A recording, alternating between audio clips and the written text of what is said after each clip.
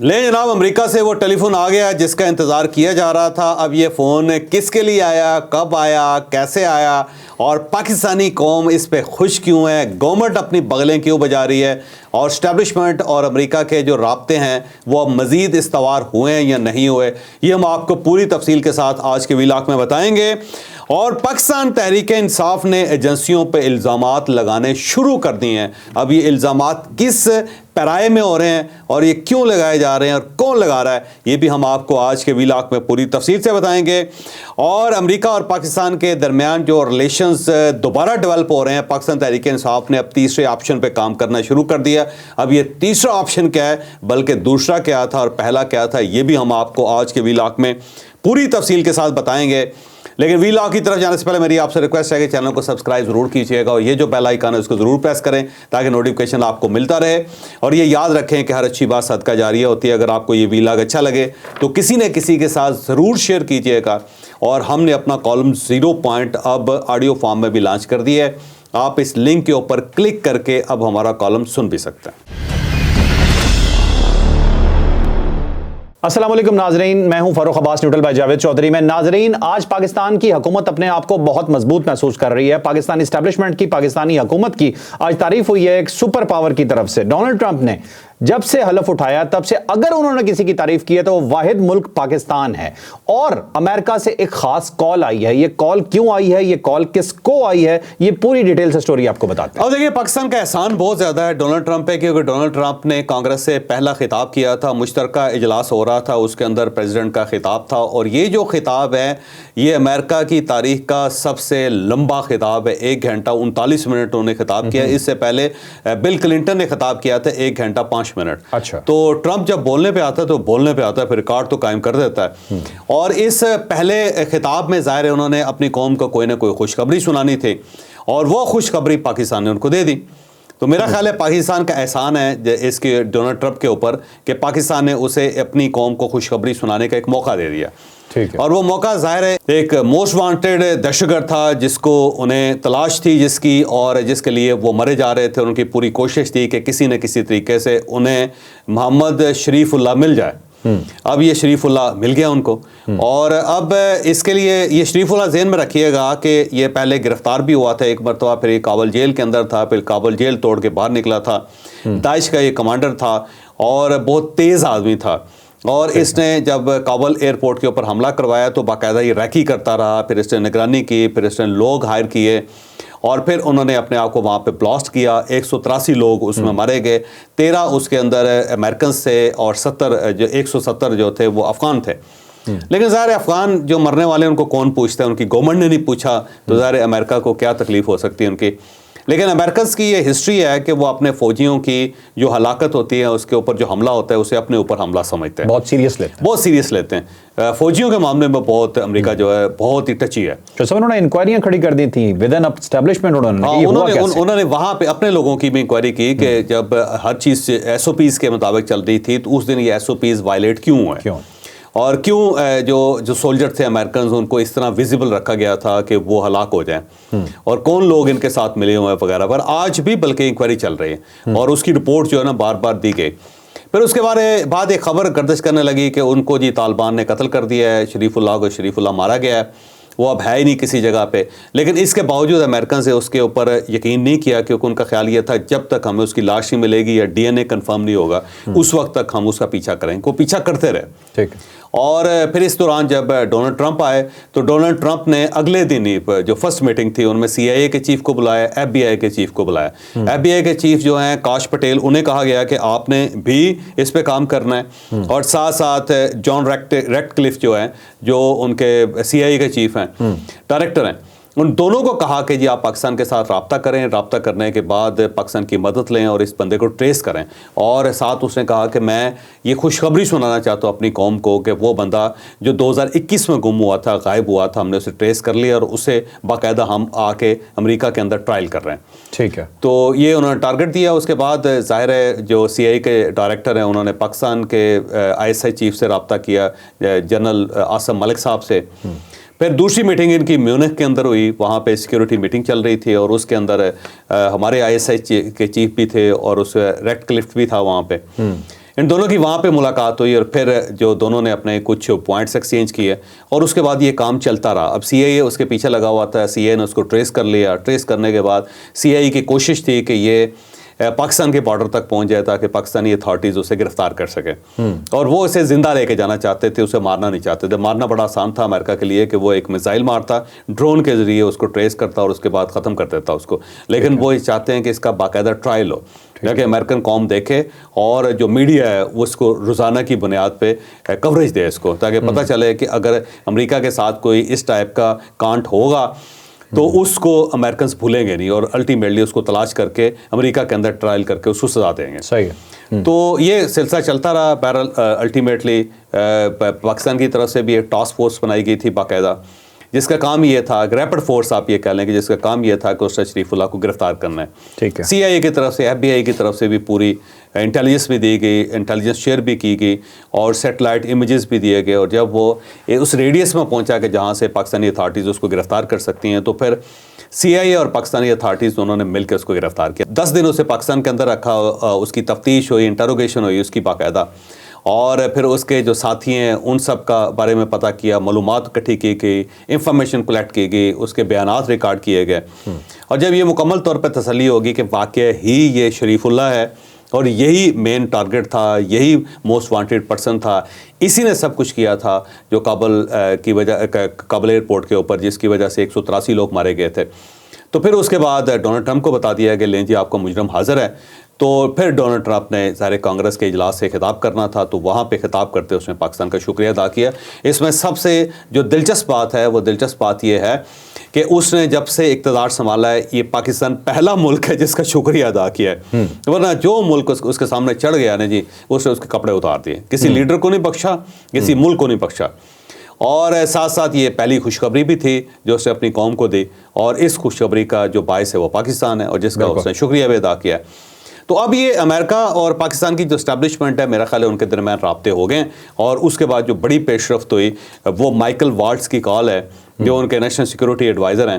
انہوں نے اسحاق ڈار صاحب کو فون کیا, ہمارے نائب وزیر اعظم ہیں, اور انہوں نے ڈونلڈ ٹرمپ کی طرف سے شکریہ ادا کیا باقاعدہ پاکستان کا, اور انہوں نے کہا جی ہم بہت زیادہ خوش ہیں, اور ٹرمپ نے مجھے خصوصی طور پہ کہا ہے کہ آپ رابطہ کریں اور پاکستان کے ساتھ اپنے تعلقات بہتر بنانے ہیں. تو اب وہ بزنس کی طرف بھی بلکہ آ رہے ہیں, جو منرلز کا بزنس ہے اس کے اندر بھی امریکنز جو ہے وہ آنا چاہ رہے ہیں, اور آنے والے دنوں میں عنقریب وفد بھی آ رہا ہے امریکہ سے. میں آپ کو پہلے بتا رہا ہوں کہ ایک امریکہ سے ڈیلیگیشن آ رہا ہے, اور آ کے باقاعدہ امریکہ کی طرف سے پاکستان کا شکریہ ادا کیا جائے گا, اور پھر یہاں پہ بزنس اپارچونیٹیز جو ہیں ان کو ٹریک کر کے اس کے اوپر امریکنز کام کریں گے. تو وہ جو ایک سرد مہری تھی وہ ختم ہو گئی. اس کے ساتھ ساتھ جو ان کے ڈیفنس منسٹر ہیں یعنی ڈیفنس سیکرٹری, اس نے بھی پاکستان کی بہت تعریف کی کہ ایک مشکل وقت میں پاکستان نے ہمارا بہت ساتھ دیا ہے, اور اب یہ جو دہشت گردی کی جنگ ہے وہ صرف ان کی جنگ نہیں ہے, ہماری جنگ بھی ہے, تو ہم اس کو پاکستان کو سپورٹ کریں گے. تو مجھے لگتا ہے کہ پاکستان کے اندر یہ جو دہشت گردی کی نئی لہر آئی ہے اس کے پیچھے ظاہر ہے ٹی ٹی پی ہے, اور پاکستان کو ٹی ٹی پی مطلوب ہے, اور دوسری سائڈ پہ جو اس سے امریکنز کو خطرہ ہے وہ داعش ہے, داعش خراسان ہے. تو اب داعش خراسان جو ہے وہ بھی افغانستان کے اندر ہے اور ٹی ٹی پی بھی افغانستان کے اندر ہے. تو مجھے لگتا ہے کہ دہشت گردی کے اوپر امریکہ اور پاکستان دونوں ایک لائن پہ, ایک پیج پہ ہیں. تو اب یہ جو پیج ہے یہ آگے بڑھے گا, اور امریکنز ہمیں سپورٹ کریں گے کہ ٹی ٹی پی کو ایلیمنیٹ کیا جائے, وہاں سے مکمل طور پہ ختم کیا جائے, تاکہ پاکستان کے اندر یہ جو دہشت گردی اس کو ختم کیا جا سکے. تو بہت بڑا رابطہ میرا خیال ہے پاکستان اور امریکہ کے درمیان ہوا ہے. تو وہ کال جس کا پاکستان بڑے عرصے سے انتظار کر رہا تھا وہ ہوگی, بلکہ اس سے پہلے جو بائیڈن 4 سال جو ہے پاکستانی اتھارٹیز انتظار ہی کرتی رہی کہ اس کا کوئی فون آئے یا ان کی طرف سے کوئی پیغام آئے. تو میرا خیال ہے ٹرمپ سے تو کسی کو توقع ہی نہیں تھی کہ یہ پاکستان کو فون بھی کر سکتا ہے یا پاکستان کا شکریہ بھی ادا کر سکتا ہے, کیونکہ توقعات جو تھی اس کا مرکز پاکستان تحریک انصاف کی طرف سے تھا. پاکستان تحریک انصاف یہ سمجھتی تھی کہ ٹرمپ ہمارا سیویئر ہے, ہمارا دوست ہے, ہمارا بھائی ہے, وہ آئے گا, بھائی آئے گا تو بھائی کو فائدہ ہوگا. لیکن وہ امیدیں ساری ختم ہو گئی, اور اب حکومت پاکستان کے ساتھ اور اسٹیبلشمنٹ پاکستان کی اور امریکن اسٹیبلشمنٹ دونوں طرف سے اب میرا خیال ہے رابطے ہمارے استوار ہو گئے ہیں. تو آنے والے دن جو ہے نا پاکستان امریکہ ریلیشن شپ کے لیے بہت آئیڈیل ہیں. ایک تو چوسا ڈونلڈ ٹرمپ نے بڑی زیادتی کی عمران خان کے ساتھ, یہ تو غلط کر دیا, اور دوسرا یہ تو خیر میں ویسے آپ سے کہہ رہا ہوں, لیکن ایک چیز اس میں خاص ہے چوہے صاحب, 1 گھنٹہ 39 منٹ کی جو انہوں نے تقریر کی ہے, ان کے پاس بہت کچھ لکھا ہوا موجود تھا. وہ اسٹیٹ کی پالیسی تھی. وہ جیسے رینڈم بول دیتے ہیں نا کہ لاؤبالی ہیں, کچھ بھی کہہ جاتے ہیں, یہ لاؤبالی پن نہیں تھا, یہ اسٹیٹ کی طرف سے دی ہوئی چیز تھی جو انہوں نے بولی. یہ پالیسی ہے, باقاعدہ پالیسی میں. چلیں اب چلتے ہیں جی اپنی نیکسٹ اسٹوری کی طرف. اگلی اسٹوری جی ہماری بہت انپورٹنٹ ہے. جب جی آپ کسی پرچے میں فیل ہو جائیں اور اس کا الزام کسی اور پہ لگا دیں تو یقین مانیں ایسا کام صرف پی ٹی آئی کر سکتی ہے. پی ٹی آئی جس شعبے میں فیل ہو گئی, جہاں پہ وہ ترقی نہیں کروا سکی, جہاں پہ وہ دہشت گردی نہیں روک سکی, جہاں پہ وہ سی ٹی ڈی کو نہیں ڈیولپ کر سکی, وہاں پہ اگر کچھ ہوتا ہے تو اس کا قصور بھی وہ کہتا ہے کہ پاکستان کی ایجنسیوں کا ہے, اس کا قصور بھی پاکستان کی وفاقی گورنمنٹ کا ہے. مختلف لوگوں نے مختلف الزامات لگائے ہیں اور چھوڑا انہوں نے کسی کو بھی نہیں انہوں نے گورنمنٹ میں. یہ پوری اسٹوری کیا ہے آپ کو ڈیٹیل سے بتاتا ہوں. اب میرا ایک آپ سے سوال ہے کہ پاکستان میں صوبے کتنے ہیں؟ 4. سب سے بڑا صوبہ کون سا ہے؟ پنجاب. اور اس آبادی کے لحاظ سے, اور اس کی جو سرحدیں ہیں سب صوبوں کے ساتھ ملتی ہیں, لمبی سرحدیں ہیں اس کی. دوسرا بڑا صوبہ کون سا ہے؟ ویسے اگر آبادی کے لحاظ سے دیکھیں گے تو سندھ ہے. ٹھیک. کیا پنجاب کے اندر اس ٹائپ کے انسیڈنٹس ہوتے ہیں؟ نہیں. سندھ کے اندر اس ٹائپ کے انسیڈنٹ ہو رہے ہیں؟ نہیں ہو رہے نا. صرف بلوچستان اور خیبر پختونخوا کے اندر ہو رہے ہیں. ٹھیک. تو اس کا یہاں پہ کیا پنجاب کے اندر فوج لگی ہوئی ہے بہت زیادہ, کیا اس نے ٹائٹ کیا ہوا ہے, کیا ایجنسی زیادہ پنجاب کے اندر کام کر رہی ہیں, کیا ایجنسی سندھ کے اندر زیادہ کام کر رہی ہیں؟ ایکولی کام کر رہی ہیں. زیادہ فوج جو ہے اس وقت خیبر پختونخوا میں کام کر رہی ہے, زیادہ فوج اس وقت بلوچستان میں کام کر رہی ہے. زیادہ ایجنسیز جو ہیں وہ خیبر پختونخوا میں بیٹھے ہوئے ہیں, زیادہ ایجنسیز اس وقت بلوچستان میں بیٹھے ہوئے ہیں. تو یہ اگر یہ کہا جائے کہ جناب یہ سارے انسیڈنٹ صرف وہاں کیوں ہو رہے ہیں, پنجاب اور سندھ کے اندر کیوں نہیں ہو رہے, اس کی وجہ یہ ہے کہ پنجاب اور سندھ نے جب دہشت گردی ہو رہی تھی تو سب سے زیادہ کام کیا. آپ دیکھیں کراچی کے اندر کتنے انسیڈنٹس ہوئے ہیں, آپ یہ دیکھیں پنجاب کے اندر کتنے انسیڈنٹس ہو رہے تھے. بالکل. یعنی پولیس کے اوپر اٹیکس ہوتے تھے, مال روڈ کے اوپر اٹیکس ہوتے رہے, لیکن پنجاب نے بہت کام کیا اس میں. سی ٹی ڈی دیکھیں, پنجاب اور سندھ کا بڑا کمال ہے, دونوں نے اس کے اوپر بڑا کام کیا ہے. پھر یہاں پہ باقاعدہ جاسوسی کا نیٹ ورک ہے پراپر, اور ان کی جو اپنی پولیس کا جو نیٹ ورک ہے وہ بڑا اسٹرانگ ہے یہاں پہ. ایون بڑی مزیدار بات آپ کو بتاتا ہوں کہ یہ جو میاں والی نا, میاں والی پنجاب کے اندر ہے, یہ تو آپ کو پتا نا. جی بالکل. یہ ڈیرہ اسماعیل خان کے بالکل قریب ہے. صحیح. ایسا بالکل قریب ہے. جو ڈی آئی خان کے ساتھ جتنے اضلاع جتنے علاقے ملتے ہیں جن میں سب سے زیادہ میاں والی ہے اس کے قریب ہے اور بڑا ہے, وہاں پہ جو ڈی پی او لگنا ہے, وہاں پہ جو ڈی ایس پیز لگنے ہیں, وہاں پہ جو ایس ایچ اوز لگنے ہیں, وہ سارے کے سارے اس کا فیصلہ مریم نواز کرتے ہیں. ٹھیک ہے. اور مریم نواز نے یہ کہا حکم دیا ہوا ہے کہ میاں والی کے اندر کوئی کیمرہ بند نہیں ہونا چاہیے, کوئی سی سی ٹی وی فوٹیجز وہاں سے نہیں اڑنی چاہیے, اور وہاں جو لوگ ہیں ہائیلی ایفیشینٹ لگائے جائیں. اور اس کی وجہ کیا ہے؟ اس کی وجہ یہ ہے کہ وہ یہ سمجھتی ہے کہ ڈی آئی خان کیونکہ بالکل قریب ہے, تو اگر ہم نے یہاں پہ لوز رکھی اپنی ایڈمنسٹریشن تو وہ حالات جو ڈی آئی خان کے ہیں وہ اسے پنجاب میں آتے ہوئے دیر نہیں لگے. بالکل صحیح. تو وہ میاں والی میں داخل ہو جائیں, اور اگر وہ میاں والی میں داخل ہو گئے تو انہیں لاہور پہنچتے ہوئے دیر نہیں لگے. تو وہ اس حد تک کنسرن ہے. سیم اسی طرح جو سندھ کی گورنمنٹ ہے وہ بہت زیادہ کنسرن ہے. بلوچستان کی جو سرحد ہے اس کے اوپر باقاعدہ ان کی پٹرولنگ ہوتی ہے, اور انہوں نے وہاں پہ ہر قسم کا بندوبست کیا ہوا ہے کہ کہیں جو بلوچستان کے حالات ہیں وہ کراچی کے اندر نہ آ جائیں. ٹھیک ہے. اب دیکھیں جب کراچی سے مسافر جاتے ہیں تو بلوچستان کے اندر ان کے اوپر حملہ ہوتا ہے, ان کے جو شناختی کارڈ ہے چیک کر کے ان کو گولی ماری جاتی ہے. یہ واقعہ سندھ کے اندر نہیں ہوتا کیونکہ انہوں نے اپنی ایڈمنسٹریشن کو اسٹرانگ رکھا ہوا ہے. صحیح ہے. تو جب یہ دو صوبے اس چیز کو دیکھ سکتے ہیں, اس صوبے اس چیز کو ٹھیک کر سکتے ہیں, تو خیبر پختونخوا میں بلوچستان میں کیا ایشو ہے, کیوں نہیں کرتے؟ اب دیکھیں نا ایڈمنسٹریشن کا ایشو ہے نا جی. اب اگر بلوچستان کے اندر دیکھیں تو ایڈمنسٹریشن ویک ہے, اور کسی نے اس کے اوپر کام ہی نہیں کیا. وہاں پہ نہ کسی نے پانی کے اوپر کام کیا ہے, نہ وہاں پہ کسی نے انفراسٹرکچر پہ کام کیا ہے, نہ کسی نے وہاں پہ پولیس کو ڈیولپ کیا ہے, نہ کسی نے وہاں پہ ایف سی کو بہتر بنایا. تو جب آپ کام ہی نہیں کر رہے تو پھر یہ حالات ہوں گے. بلکہ ڈاکٹر مالک صاحب کے جب دور تھا اور جب وہ چیف منسٹر بنے تھے تو اس وقت بلوچستان میں بجٹ بنانے والا بندہ کوئی نہیں تھا. اچھا. اس سے آپ اندازہ لگائیں, انہوں نے سندھ سے کراچی سے ایک بندہ منگوایا تھا جس سے جا کے بلوچستان کا بجٹ بنایا تھا. اوکے. اس کی وجہ یہ ہے کہ جب وہاں پہ سیٹلرز ہوں گے آپ ان کے سر کاٹ دیں گے, ان کو مار دیں گے, ان کے خاندانوں کو اڑا دیں گے, تو جب وہ چلے جائیں گے تو پھر آپ کے پاس یا تو اپنا لوگ ہوں, آپ کا اپنا ٹیلنٹ ہو, آپ اس کو بہتر بنا لیں تو پھر آپ کام چلا لیں. وہاں سے دیکھیں نا مزدور یہاں سے جاتے ہیں, آپ ان کو قتل کر دیتے ہیں. تو اب آپ خود کام کریں, خود وہ کام نہیں کر سکتے, تو وہاں پہ کرائسس ہے. سیم اسی طرح آپ خیبر پختونخوا کے اندر دیکھ لیں, سی ٹی ڈی جو ہے گورنمنٹ نے بنانی ہے نا جی, اور گورنمنٹ پچھلے 3 گورنمنٹس آپ کی ہیں, 2 گورنمنٹس آپ کی پوری, تیسری آپ کی اب سٹارٹ ہوئی. 11-12 سال ہو گئے. تو 11-12 سالوں میں اگر آپ CTD نہیں بنا سکے یا آپ جاسوسی کے نیٹ ورک وہاں پہ کریٹ نہیں کر سکے جو یہ کر سکے, یا آپ کم از کم یہی کر دیتے کہ جتنے وہاں پہ مکانات ہیں ان کے جو لینڈ لارڈس ہیں کم از کم ان کی مانیٹرنگ کر لیں. آپ کو پتہ ہونا چاہیے کہ یہاں جو لینڈ لاٹ ہے وہ باقاعدہ سسٹم کا حصہ ہے, گورنمنٹ کو پتہ ہے اس کے بارے میں, اور وہاں پہ اگر کوئی کرایہ دار آ رہا ہے تو گورنمنٹ کو پتہ ہونا چاہیے کہ وہاں پہ کرایہ دار آیا ہے اور اس نے کسی ایک کمرہ کرائے پہ لیا ہوا ہے. تو اب وہاں پہ اگر آپ خیبر پختونخوا میں جائیں تو ہوٹلز کا جو ڈیٹا ہے وہ بھی گورنمنٹ کو نہیں پتہ ہوتا. اچھا, یعنی گیسٹ ہاؤسز ہیں, لوگوں کے گھروں کے اندر لوگ رہ رہے ہیں, کسی کو کچھ پتہ نہیں ہے. یہی آپ پنجاب میں حرکت کر کے دیکھیں, آپ کوئی مکان آپ کرائے پہ لے کے دیکھیں, راولپنڈی میں مکان پہ کرائے پہ لے کے دیکھیں, پولیس کو پتہ ہوگا. وہ جو مالک مکان ہے وہ پولیس کو بتائے گا کہ یہ شناختی کارڈ اس بندے کا, اس کے یہ بچے ہیں, یہ اس کے کوائف ہیں, میں نے اسے کرائے پہ مکان دیا ہوا. اس کے ذمے ہیں بتا, اس کے ذمے ہے بتا. تو یہ آپ نے وہاں پہ کیوں نہیں کیا؟ آپ دیکھیں وہاں افغانستان سے لوگ آتے ہیں, سرحد پار کر کے یہاں پہنچتے ہیں, گاڑیاں ان کا بندوبست کرتے ہیں, پھر اس کے اندر بارود بھرتے ہیں, پھر اس کے اوپر سڑکوں کے اوپر پھر رہے ہوتے ہیں اور وہ کنٹونمنٹ کے اندر پہنچ جاتے ہیں, سامنے پہنچ جاتے ہیں. بالکل پیچھے پوری گورنمنٹ ہے اور گورنمنٹ کہاں ہے؟ کسی جگہ پہ نہیں. تو یہ بڑا آسان کام ہے, آپ ایجنسیوں پہ لگا دیں, کر دیں, آپ گورنمنٹ کے اوپر الزام لگا دیں, آپ اسٹیبلشمنٹ کے اوپر الزام لگا دیں. بھائی آپ کیا کر رہے ہیں؟ آپ نے کیا کیا؟ اسلام آباد میں حملہ کیا. پولیس جو ہے, اب دیکھیں میں دوبارہ بتا رہا ہوں کہ پشاور کے اندر CCTV فوٹیجز نہیں ہے, CCTV کیمراز نہیں ہے وہاں پہ, اسمارٹ سٹی نہیں ہے پشاور. اس کی وجہ بنائے نہیں کسی نے, پیسے کھا گئے. صحیح. اور میں چوہدری صاحب مجھے یہ بتائیں KPK والے ان سے پوچھتے کیوں نہیں ہیں؟ عوام کیوں نہیں پوچھتی؟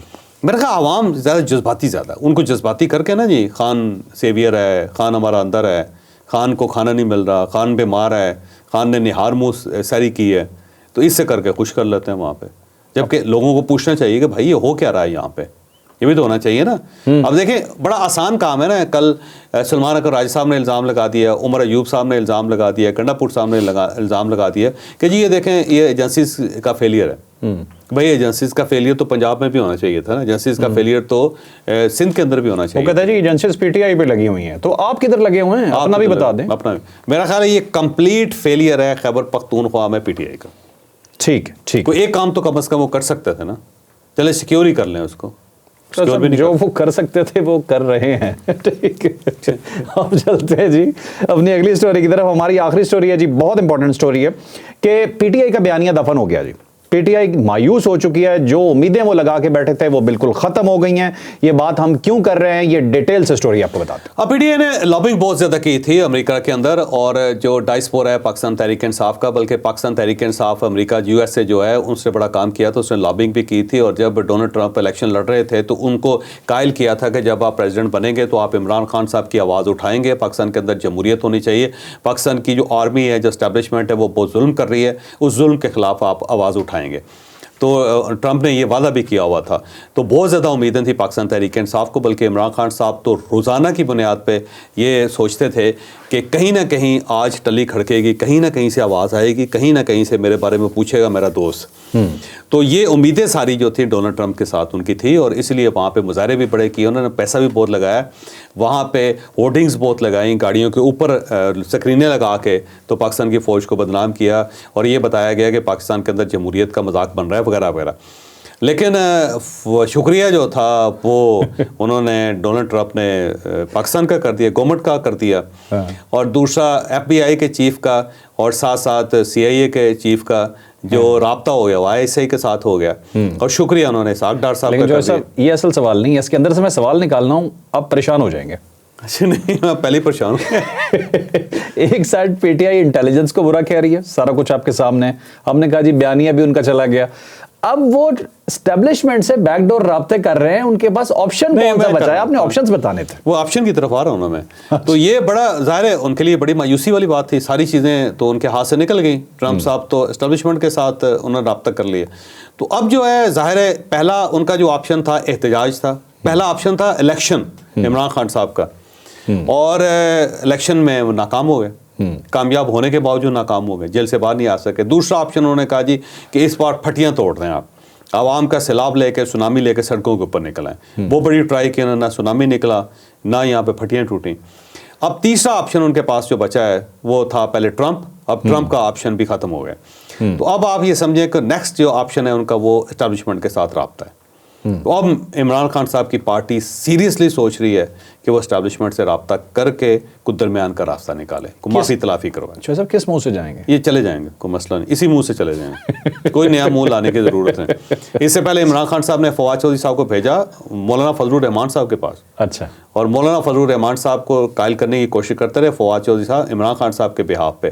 مولانا نے کہا کہ بھائی آپ عجیب لوگ ہیں, 26ویں ترمیم کے اندر یہ جو آئینی بینچ کا تھا فیصلہ یہ تو آپ لوگوں کا تھا, سلمان اکرم رائے صاحب نے کہا تھا, میں نے اس سے گورنمنٹ کو قائل کیا تھا, اور بعد میں آپ نے ساری میرے ماتھے مار دی کہ یہ اس کی وجہ سے پاس ہوئی ہے, آپ اپنے آپ کو سائڈ پہ لے گئے, تو یہ بڑی زیادتی ہے. پھر دوسرا یہ ہے کہ جب چیف جسٹس آف پاکستان نے آپ کو بلایا تھا تو آپ کو چاہیے تھا اپوزیشن کو پوری کو لے کے جاتے, آپ صرف اپنے ساتھ وکیل جو تھے لے کے چلے گئے, آپ نے اپنے مقدمات سیدھے کر لیے. ٹھیک ہے. تو یہ ان سوالوں کے جواب دیں نا پہلے, میں آپ پہ ٹرسٹ کیسے کروں. تو انہوں نے منع کر دیا جی فواد چودھری صاحب کے ذریعے کہ جناب میں تو قطعاً تیار نہیں ہوں آپ لوگوں کے ساتھ چلنے کے لیے. تو اور وہ ساتھ نہیں ہے تو لائنس. اور اس سے پہلے شاید خاقان عباسی کے گھر جو سٹنگ ہوئی تھی جس میں مولانا فضل الرحمان صاحب بھی گئے تھے, فواد چودھری صاحب لے کے گئے تھے نا. فواد چودھری صاحب نے مصطفیٰ نواز کو تیار کیا, شاید خاقان عباسی کو تیار کیا, مولانا کو تیار کیا کہ وہاں پہ بیٹھے ہیں اپوزیشن کے لیے. اور کمال یہ اسد کیسر صاحب نے کہ اسد کیسر صاحب نے فواد چودھری کو نہیں بلایا اس میں. اچھا. ہاں, فواد چودھری کو بھی انہوں نے نہیں بلایا. ٹھیک ہے ٹھیک ہے ٹھیک ہے. ناظرین آپ نے آج کا اسپیشل ویلاگ دیکھا. کچھ ٹاپکس تو ایسے ہیں یقین مانے ہم خود حیران ہو جاتے ہیں کہ ایک سائڈ پہ آپ کیا کرتے ہیں اور دوسری سائڈ پہ فوراً ملتے ہیں اور معافیوں کے لیے بھی چلے جاتے ہیں, یقین مانے سمجھ نہیں آتا. لائک شیئر سبسکرائب کرنا نہ بھولیے گا. اجازت دیجیے, اللہ حافظ. پاکستان زندہ باد.